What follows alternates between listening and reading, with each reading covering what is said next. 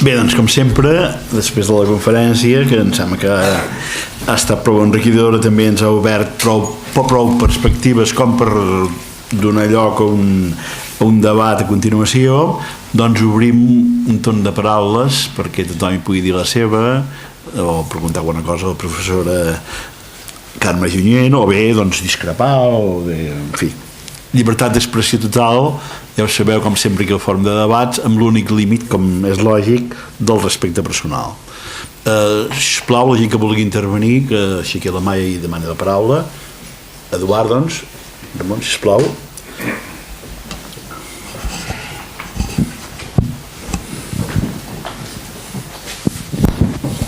Primer de tot, gràcies.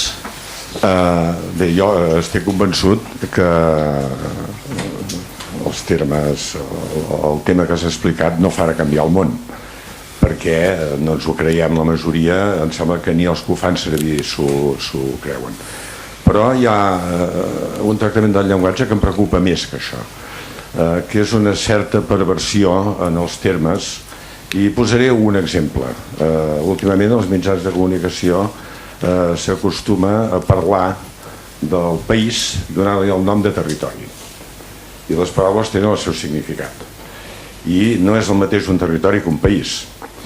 I penso que utilitzar aquests termes, si no fa canviar el món, sí que influeix sobre l'imaginari de la gent, perquè no és el mateix imaginar-se un país format per territoris que parlar d'un territori que en aquest cas em sembla que està molt vinculat a Barcelona, és a dir, la capitalitat del nostre país i uns territoris que van quallant en l'imaginari de la gent com si fos una extensió de la ciutat i de la qual la gent poden sortir sense ni tan sols abandonar el seu espai de confort.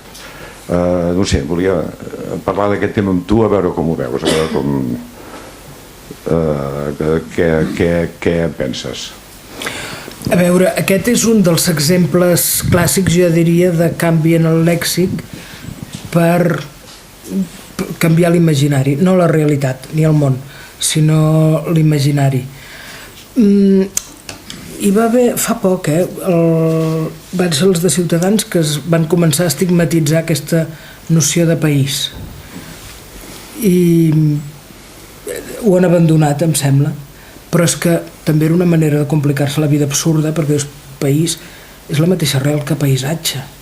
Vull dir que no és un terme jurídic ni coses així, no? Però amb això ens hi trobarem sempre. Vull dir que això de jugar amb el lèxic per intentar canviar l'imaginari, és que hi ha moltíssims exemples, i sí, això funciona així. Però també, si cal, amb això ens hi podem resistir, ens podem revoltar.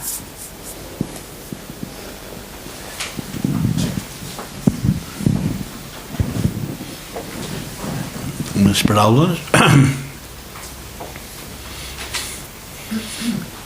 En tot cas, doncs, mentre la gent s'ho pensa, el grup... doncs sí. Doncs, mentrestant, el grup que vas crear ja fa anys, el GELOI, Grup d'Estudi de Llengües Amenaçades, evidentment, quan parleu del grup de llengües amenaçades, penseu una determinada tipologia de llengua, dit d'una altra manera, que pot ser moltes vegades quan la gent veu aquest terme pensa en llengües amazòniques, africanes, exòtiques, però no sé, el català l'inclouríeu també dins d'aquest grup, per exemple? Sí, no ens hi dediquem, però és una llengua amenaçada. A veure, el nom, penseu que el vam crear fa pràcticament 25 anys. Aleshores, encara en lingüística pràcticament no es parlava de llengües amenaçades. Se'n va començar a parlar de manera generalitzada cap a l'any 2000.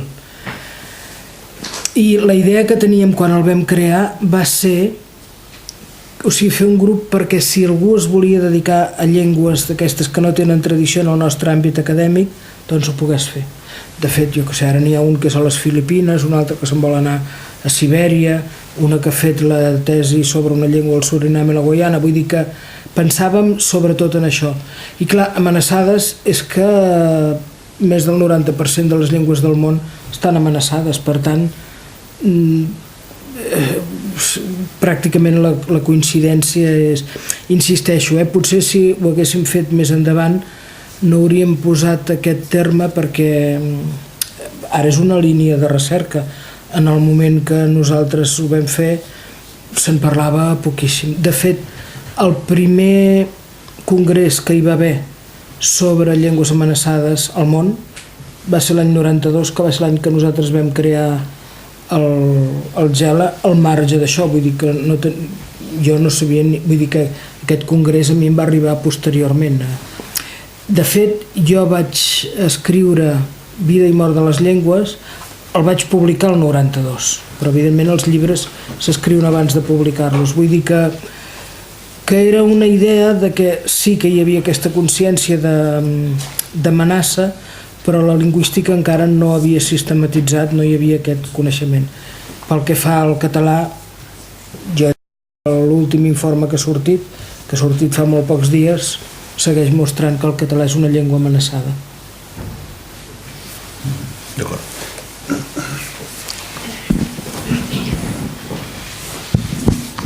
Sí, no, de fet és demanar, a veure si ens pots parlar d'una cosa que has comentat tu quan acabaves la teva intervenció, de quina seria la teva opinió sobre quin hauria de ser el tema de l'oficialitat del català o del castellà o de no sé què a la República. Bé, jo he escrit sobre això i jo crec que no hi hauria d'haver cap llengua oficial. A veure, això de l'oficialitat de les llengües és una mena de fetitx que la sociolingüística també ha abonat. La sociolingüística i sobretot la planificació lingüística es basen molt en els models que han funcionat en llengües dominants, però el cert és que quan això ho intentes aplicar en llengües subordinades resulta que no serveix de gran cosa. Això és una cosa que ens hauríem de plantejar. Llavors, clar, l'oficialitat és això, és com allò que desitges. Jo sempre ho dic en forma d'eslògan. L'oficialitat a les llengües dominants no els cal i a les subordinades no els serveix de res. Però a més, en el cas de la República Catalana, jo crec que entrar en el debat de l'oficialitat seria posar un focus que crearia molta tensió i no ajudaria gens. I crec que tenim l'obligació de pensar coses noves perquè el cert és que no hi ha models. Pel que fa a llengües oficials que l'oficialitat no els ha servit de res, l'exemple clàssic és de l'irlandès. Però si mirem Andorra, el català és l'única llengua oficial i està baixant en picat des de fa poquíssims anys, però d'una manera espectacular. Per tant, aprenem dels altres casos. Tot això ens ha de fer rumiar. Busquem altres maneres. I jo realment crec que introduir el concepte d'oficialitat, a part que no ajuda, també enverina la qüestió.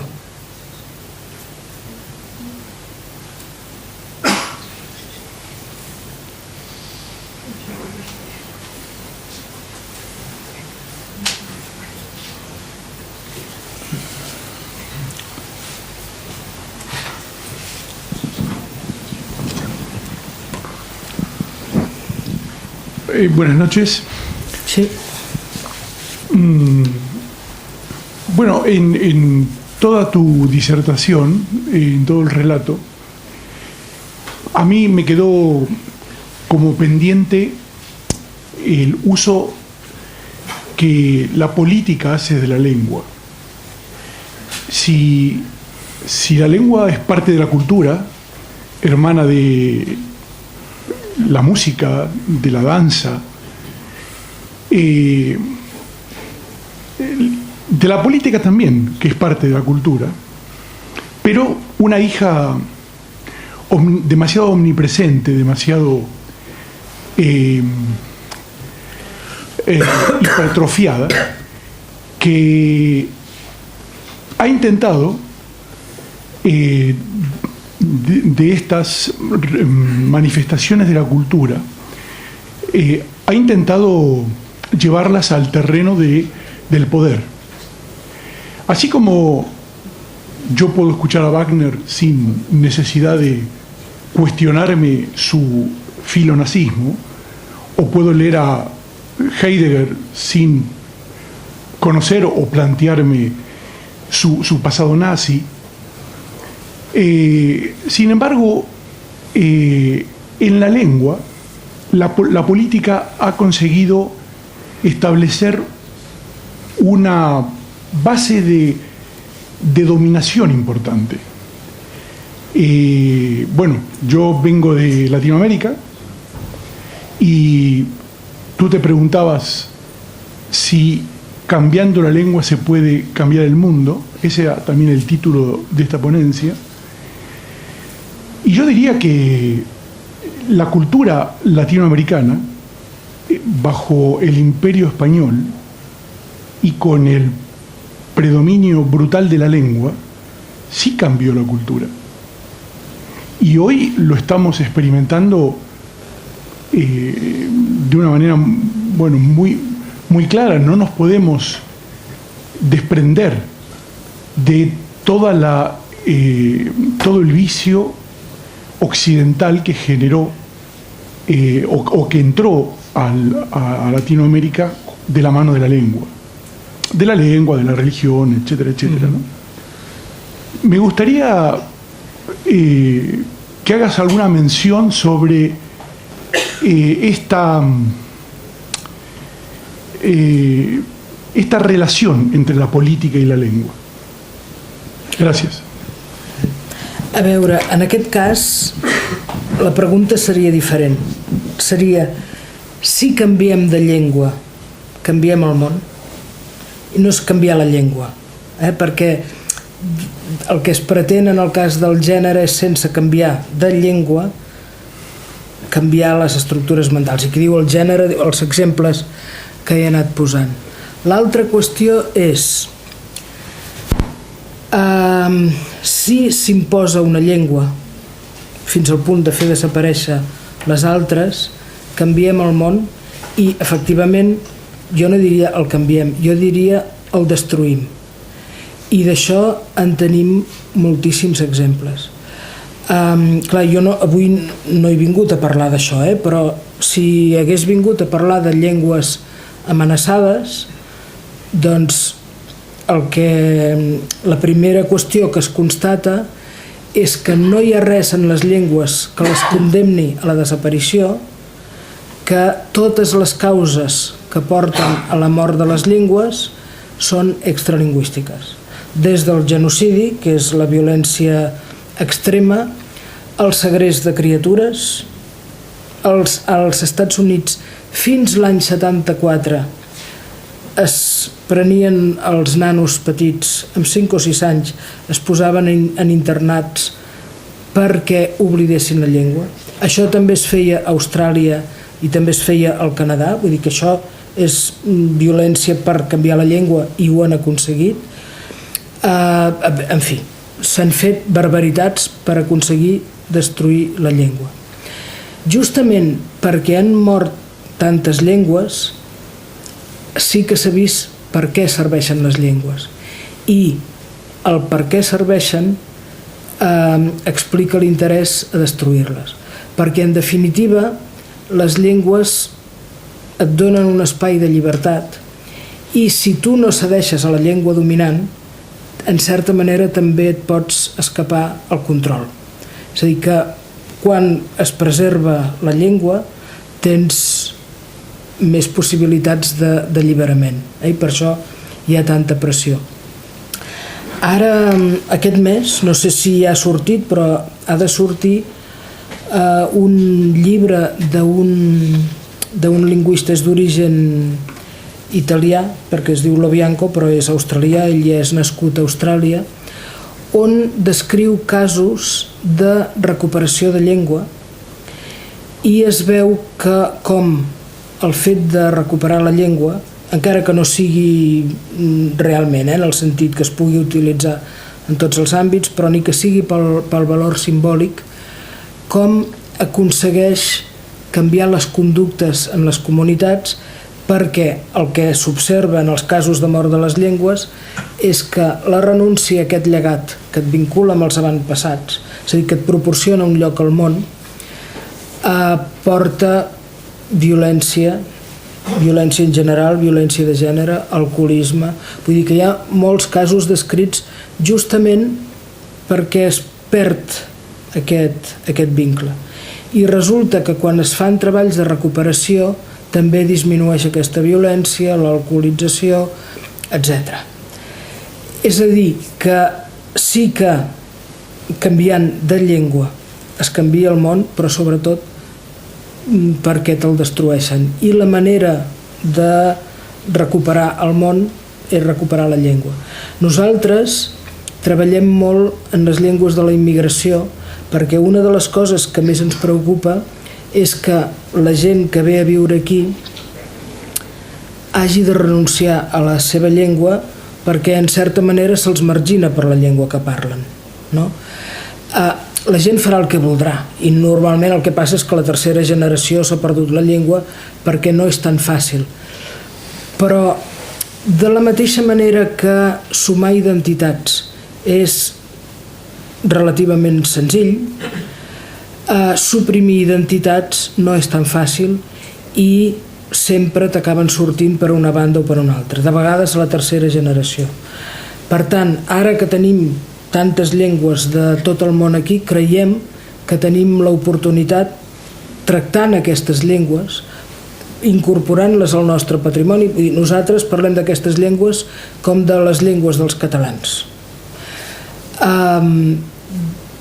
Doncs segurament això, a part de que ens enriquiria com a comunitat, i això ho puc observar ja directament en els meus alumnes que aporten tantes llengües diferents a l'hora d'ensenyar lingüística, perquè són coneixements que ells porten.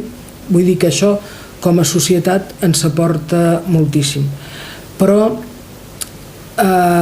si no som capaços de fer bé aquesta incorporació, també ens podem trobar al cap dels anys que això ens vagi a la contra, perquè ens trobem amb gent d'aquesta que no és ni d'aquí ni d'allà, que no saben a on pertanyen. Per tant, nosaltres volem que les llengües, totes les llengües que es parlen aquí, siguin considerades part del nostre patrimoni com a forma d'inserció en aquesta societat.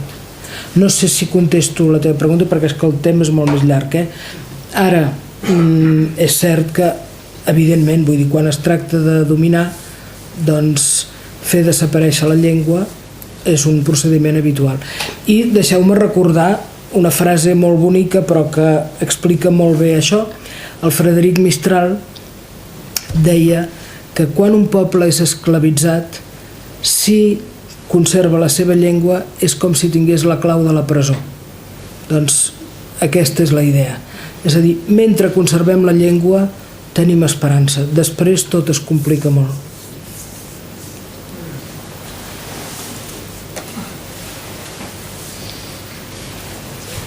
Alguna altra qüestió? Allà hi ha una... Aquí, allà baix? Ah, sí. Allà, sí.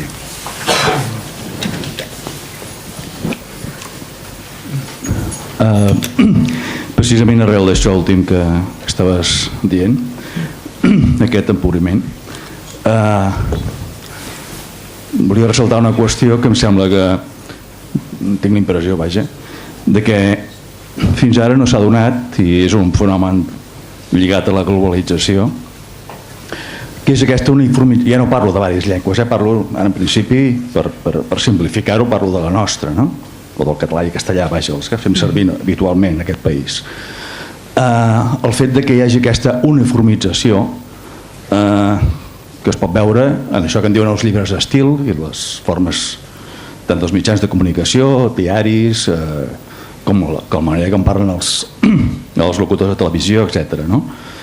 La desaparició d'aquests modismes locals, de la manera que, per exemple, a Osona diem les coses, o es diuen, jo que sé, el Priorat, o la teva comarca, o qualsevol altra, això tendeix a desaparèixer. Si això, a mi em dóna la impressió que això és un empobriment molt gran, no? El fet de que hi hagin aquests llibres d'estil, jo crec que no haurien d'existir els llibres d'estil. Però bueno, potser això, la qüestió periodística tindria les seves raons de ser, no?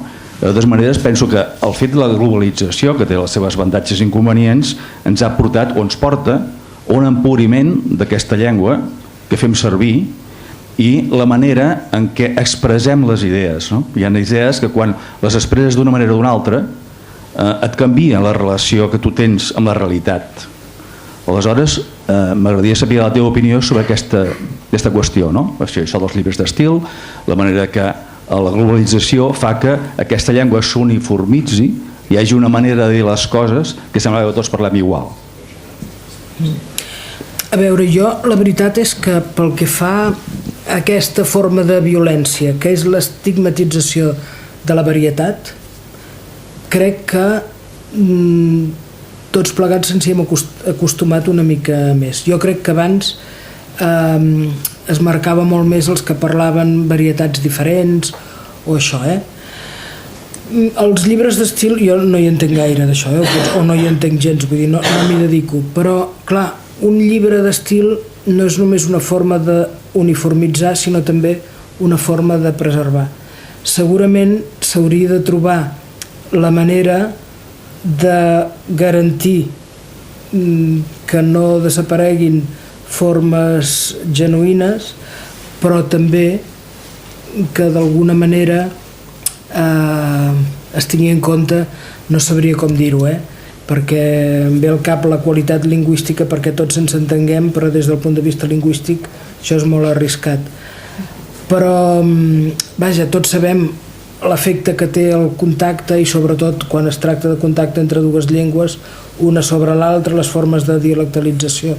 Vull dir que això, si no ens ocupem de preservar-ho, porta una deriva que d'entrada no és gens enriquidora i ens pot anar a la contra. Vull dir que s'ha de trobar l'equilibri en aquestes coses. I pel que fa a la globalització, jo, la veritat, a mi que sempre em diuen que sóc tan pessimista i coses així, jo crec que justament és la globalització el que està portant a la recuperació de la diversitat, perquè en un món tan homogeni i tan impersonal, si ho voleu dir així, se sent molt més la necessitat de la identificació. Per tant, el mateix internet, que hi ha qui percep que és una amenaça per la diversitat lingüística, jo crec que és un mitjà que afavoreix molt la diversitat en tant que tu pots ser-hi com tu vols ser-hi. Segurament després de la ràdio és el mitjà més plurilingüe, perquè potser després no tindràs audiència, no ho sé, però en tot cas, si tu hi vols ser en la teva llengua, és molt més fàcil que no si vols fer un diari en paper en la teva llengua, o publicar un llibre o fer una televisió, en fi, que ja sabem que totes aquestes coses són molt difícils.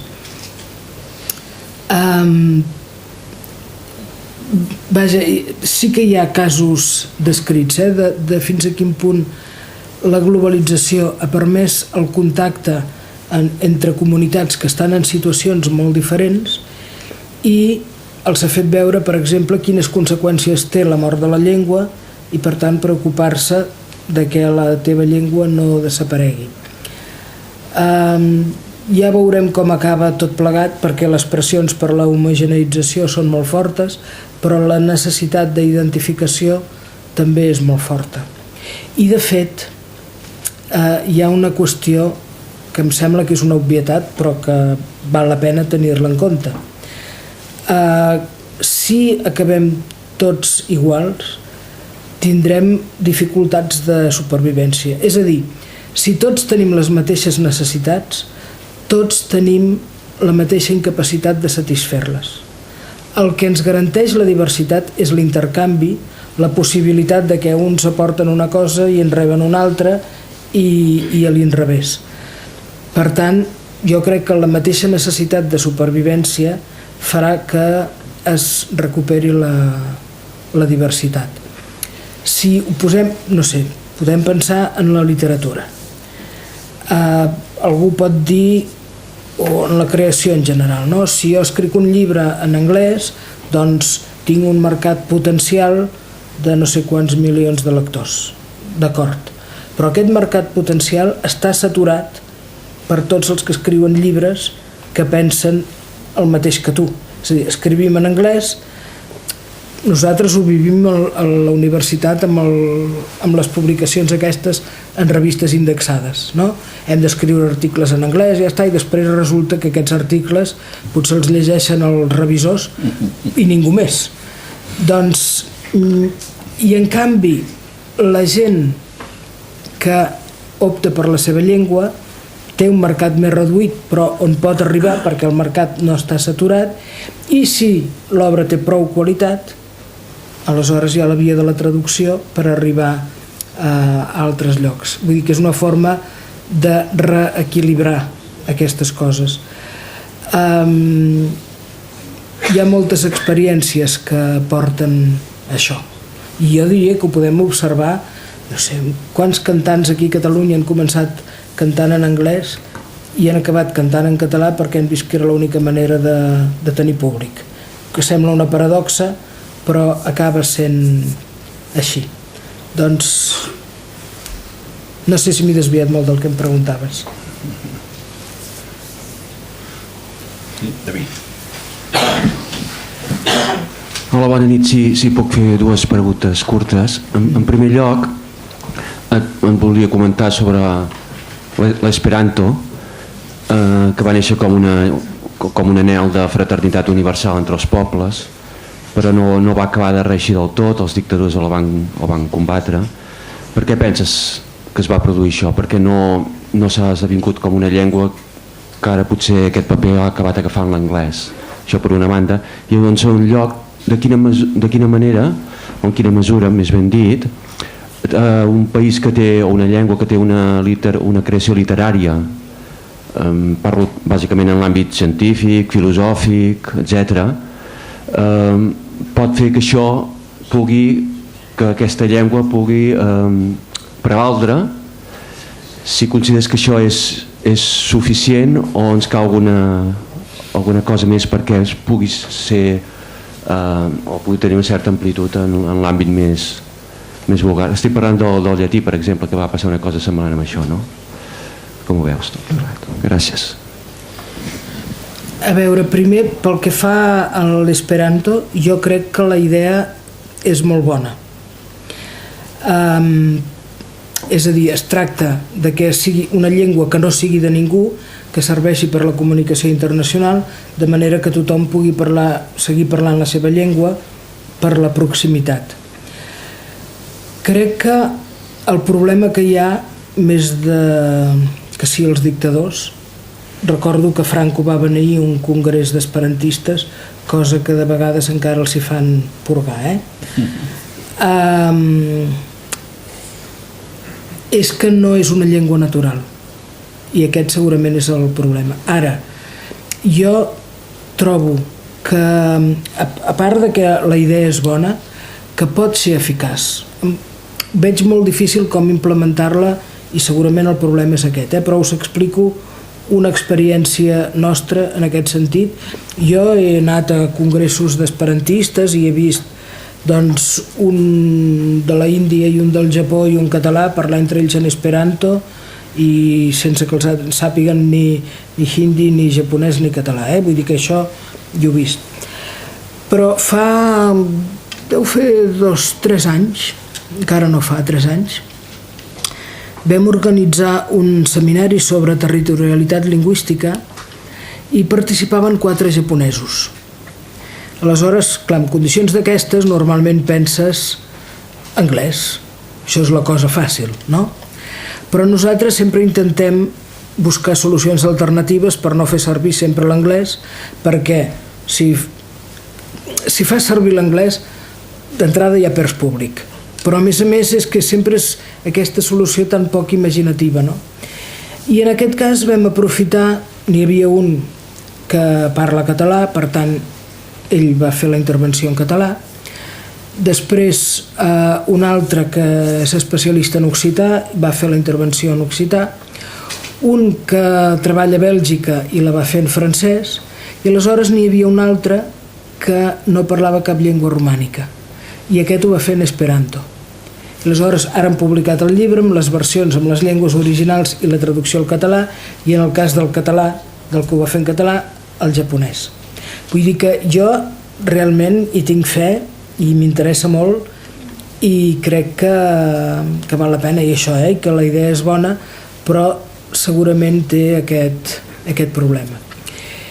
I després, l'altre, perdona, la segona pregunta... Sí, si consideres que per la supervivència d'una llengua és suficient que hi hagi una creació literària, científica, filosòfica important. Gràcies. A veure, l'únic que és imprescindible, o sigui que si no hi ha això, la llengua no sobreviu, és que la llengua s'usi i es transmeti. Això ja té com a conseqüència la creació i totes aquestes coses, però a mi una de les coses que em preocupa més de la política lingüística és que es preocupen molt dels àmbits alts, que ja m'està bé, però vull dir que si la justícia, l'ensenyament, els mitjans de comunicació, etc. Però tot això, sent molt important, pot no ser-hi i la llengua no està amenaçada. La llengua viu si s'usa i si es transmet. I si no hi ha això, ja pots tenir tot el que vulguis, que la llengua desapareix igualment. I perdre això de vista crec que és un dels grans errors de la política lingüística.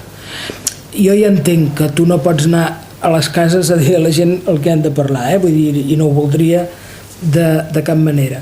Però el missatge hauria de ser molt clar en el sentit que si volem preservar la llengua, del que es tracta és d'això.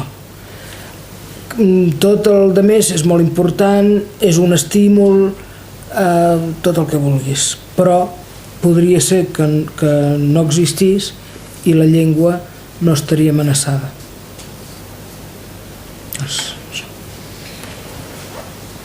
Molt bé. Una altra qüestió, doncs? Una darrera qüestió, no? Hi hauria, doncs, que ara el tema de la llengua podria ser d'aquests que es podria donar per moltes sessions, evidentment. De moment no comentarem les últimes reformes de l'Institut d'Estudis Catalans perquè ens apretaria massa per ser el que avui hem comentat, però també recordeu que és un tema que ha estat molt polèmic, molt polèmic i molt viu, perquè Catalunya és un país que això sí que ho té, que el tema de la llengua tothom diguem-ne, poc o molt es veu en cor d'opinar-hi, potser a vegades amb un excés d'atreviment o de gosadia també, però bé, si més no és una mostra d'interès, crec. Bé, però ja dic que tampoc es tracta ara d'exhaurir totes les qüestions lingüístiques, que el fòrum molt llarg dels seus 26 anys d'història també hem tractat en diverses ocasions.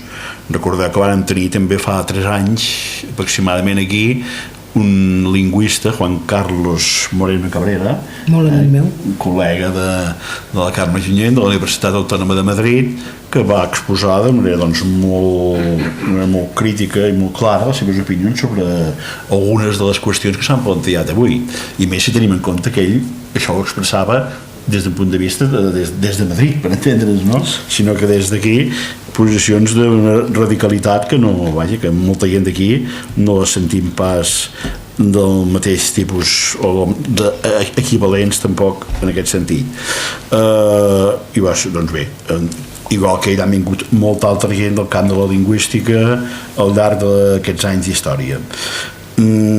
Potser, però, ara ja seria el moment d'anar tancant l'acte. Recordar doncs, que el fòrum fa 26 anys que estem organitzant conferències, tertúlies, altra mena d'activitats que doncs, dir-vos que bé, la major part, potser molts dels que sou aquí ja sabeu què fem, molts en sou socis, però en el cas que no ens conegueu encara gaire o suficientment, dir-vos que si considereu que val la pena que continuï el Fòrum de Debats desenvolupant la seva tasca a Vic i Osona especialment, doncs podeu demanar informació en aquests fulls que teniu aquí a l'entrada, aquests fulls que trobeu aquí, en el qual podeu posar les vostres dades i anireu rebent informació de tot el que anem realitzant. Us ho podeu fer socis, encara millor en aquest sentit, i ja en un tercer estadi, recuperant la idea que Oriol Ponsatí fa menys d'un mes va expressar des d'aquesta tribuna, Oriol Ponsatí Morlà, el 18 de novembre concretament passat, doncs en un exemple del que ell en deia llibertat positiva, i podríeu doncs col·laborar d'una manera activa, no només sent socis, sinó que a més implicant-vos en el funcionament de l'entitat. Bé, i doncs, ara que són les festes aquestes de Nadal i Reis, doncs pot ser un bon regal de Nadal i Reis, doncs associar-se al Fòrum de Debats, també, per si algú, és una idea per si algú que no sàpiga què regalar, regalar associacions. Exactament. Dit això, doncs, dir que obrim aquest petit parèntesi, després fins al gener. El proper acte serà doncs, el dia 27 de gener, el proper acte públic. He remarcat que l'entitat mentrestant va desenvolupant les seves tasques, i aquest proper acte doncs, és un acte, diguem-ne, si més no atípic, podríem qualificar amb la tipologia dels que realitza el fòrum, perquè tindrà com a convidat el general Julio Rodríguez, que és l'excap de l'Estat Major de la Defensa de l'exèrcit espanyol en aquest cas, i que és conegut, potser més que per això, perquè fa aproximadament un any públicament va manifestar que es feia membre del grup, del partit Podemos, i per tant va adoptar una posició molt crítica enfront del sistema militar espanyol, diguem-ne, sobre les idees predominants en aquest estament d'una manera majoritària. Penso que pot ser molt interessant doncs, conèixer el seu pensament, les seves idees, que li han valgut amenaces molt greus, tot s'ha de dir, doncs pot ser molt interessant de conèixer-ho de primera mà. Concretament, el títol que suggerim per la seva conferència és el de claus per a una nova estratègia de seguretat i defensa. Seria una oportunitat doncs, bastant excepcional de poder-lo escoltar en directe, perquè la veritat és que aquí a Catalunya i això no ens ve molt poc. Naturalment, doncs, convidar tothom qui li interessi doncs, que pugui assistir també en aquest acte. Dit això, sí que ja més em resta, doncs, a part de desitjar bones festes i un bon any a tothom, agrair-vos l'assistència a l'acte d'avui i molt especialment a Carme Junyent per la seva magnífica dissertació. Moltes gràcies. Gràcies a vosaltres.